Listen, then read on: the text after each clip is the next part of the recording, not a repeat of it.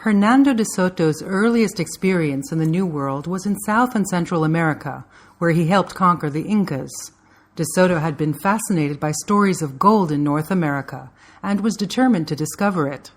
Having become rich from his earlier adventures, De Soto was able to finance a well-equipped expedition. It included 620 Spanish and Portuguese volunteers, over 200 horses, and livestock for food.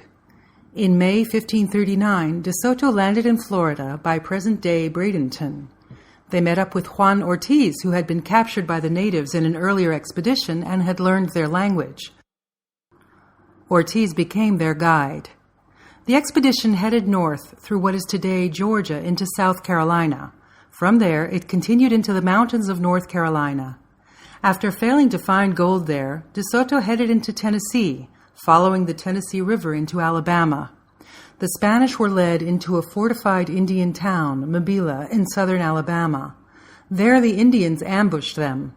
De Soto was able to fight his way out of the city, burning it down. However, 200 of his men were killed and 150 were wounded, and he lost much of his equipment.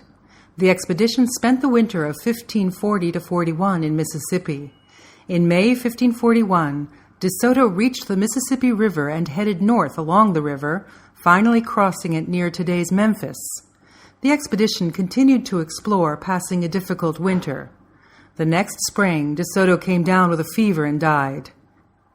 The surviving expedition members decided to cut their journey short and spent 6 months making their way to Mexico.